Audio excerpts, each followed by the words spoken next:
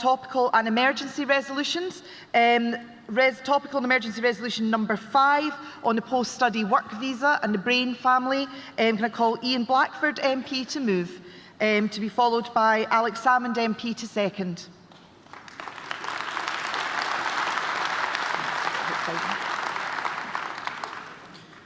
Good afternoon, Conference. Ian Blackford, Isle of Skye branch.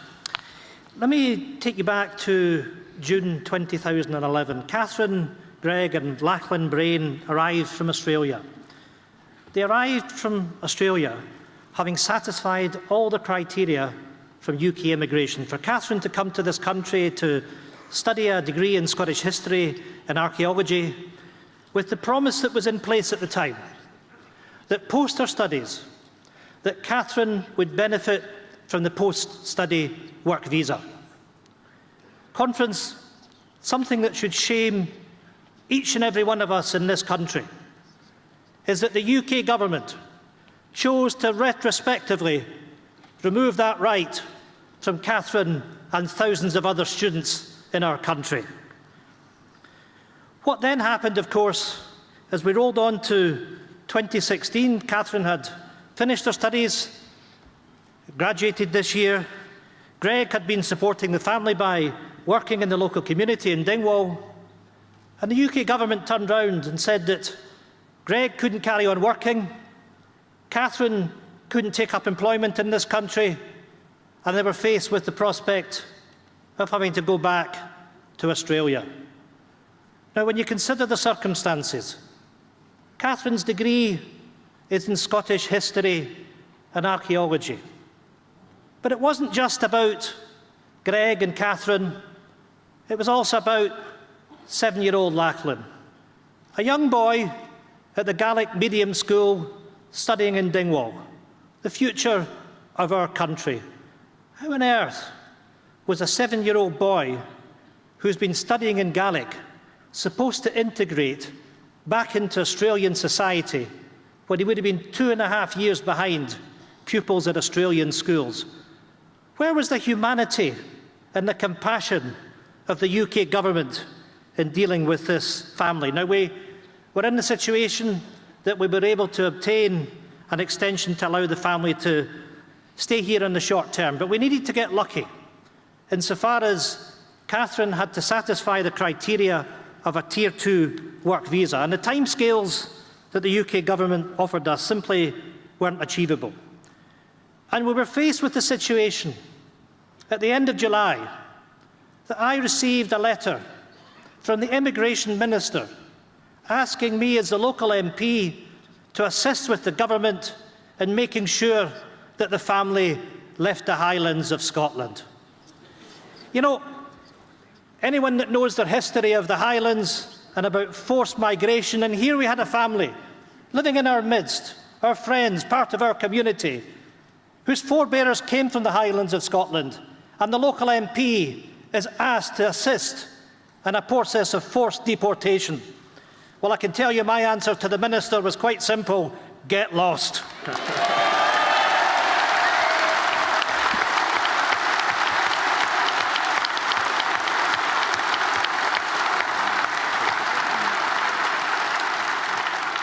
I tell you something, not just me, but my parliamentary colleagues both in Westminster and in Holyrood, and those that supported the family were a very, very clear voice and opinion.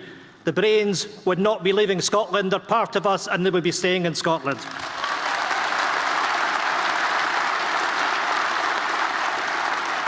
Now, the family have had great support, and I do want to pay credit to all my parliamentary colleagues, but in particular, I want to thank our ex-First Minister, the Member of Parliament for Gordon, Alex Salmond, who played an important role in making sure that the family had the opportunity, Catherine had the opportunity of working with McDonald Hotels. Thank you, Alec, for your strong part in this campaign.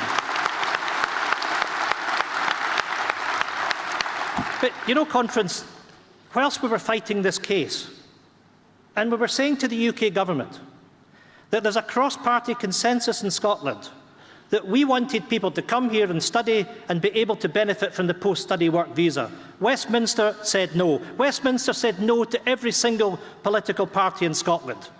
But the irony was, when they were refusing to give Catherine the rights that she had, that the UK government had given her.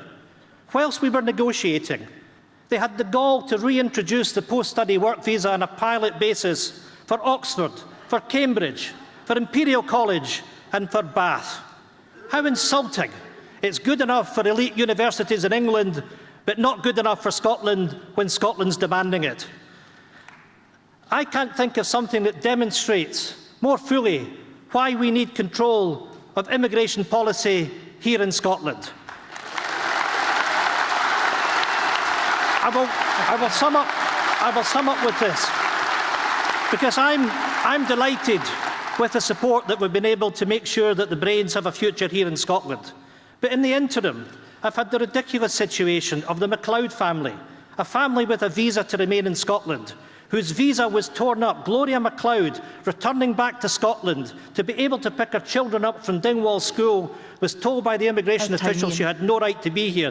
This must end. We need control of migration policy here in Scotland so we can have a policy which is fit for our purpose.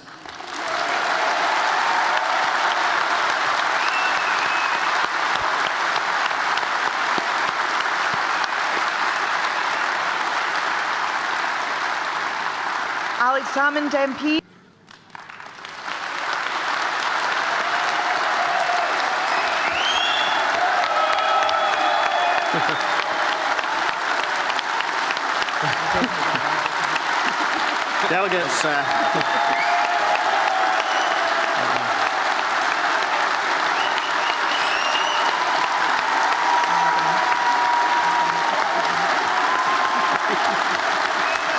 Delegates, you're eating into my time. Alex Salmond, Member of Parliament for Gordon. First of all, to Catherine, to Greg, and particularly to Lachlan, we are happy to have you with us today. But not just today. We are happy to have you with us as part of our society. Congratulations, Ian, for your parliamentary work, and indeed to the Minister, who finally did the right thing. And thanks to Donald MacDonald of MacDonald Hotels for his wisdom of hiring Catherine. She will do a wonderful job promoting the 50th anniversary of the Aviemore Resort, an initiative which, remember, delegates, brought the glories of the Highlands within reach of the masses, not just the classes. Now, I felt a personal responsibility for this family because they were attracted to Scotland as part of the Highland Homecoming initiative when I was First Minister. That initiative was born in the idea that to grow and to be successful as a country, we should seek to reverse the long, sad story of emigration and depopulation of the Highlands of Scotland. Because no society which has experienced the pain and desolation of emigration fears the opportunity of immigration. But in this victory, there is an issue which is more than of one family. There's a tale of two countries and indeed of two governments. They say that people who choose to live and work in our country are a problem and need to be kicked out. We say they're an asset and must stay with us. They say that other Europeans among us are cards to be played or bargaining chips to be staked. We say they are our fellow citizens, the workers at our side, the nurses in our hospitals, people who have the rights which must be respected. They want lists of foreigners so as they can name and shame companies who employ them. Let me tell you, the shame is not with the companies. The shame is with a government who proposed this repellent notion. We want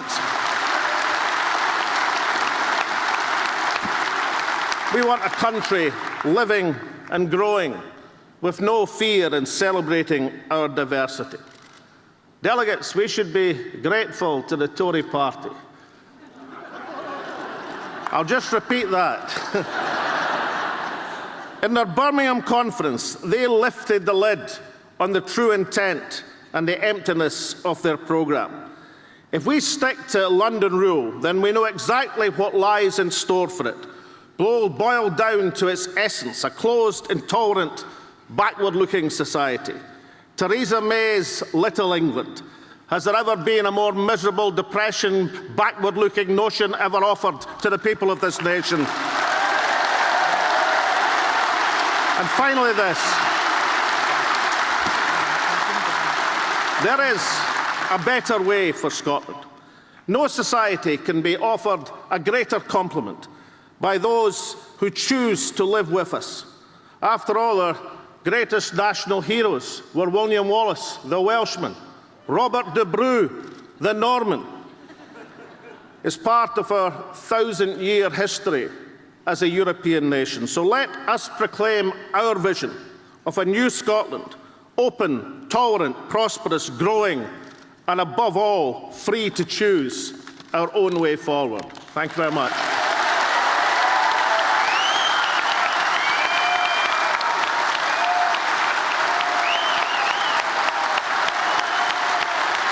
Conference. Thank you, Conference. Kate Forbes, MSP, to speak in favour of the resolution. Well, Fred, we opened conference yesterday with the message that we reject xenophobia in all forms and that we welcome international citizens who choose to live, work and raise their families here. And this motion is about how we do it.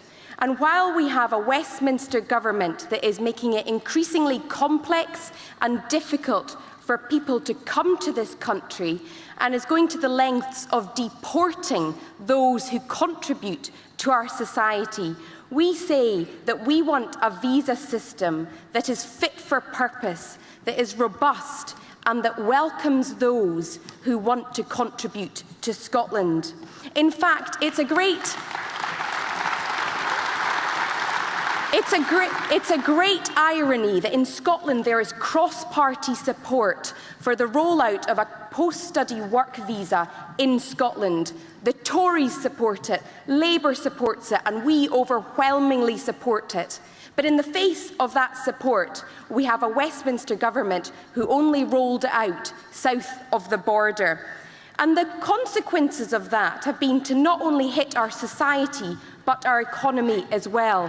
Because international students, the future doctors, nurses, teachers that we need, say, that's fine, we'll go elsewhere. And they go to our competitors in Canada, Germany, Australia, when we want their talents here in Scotland. We value our doctors, our teachers, wherever they come from. And so I support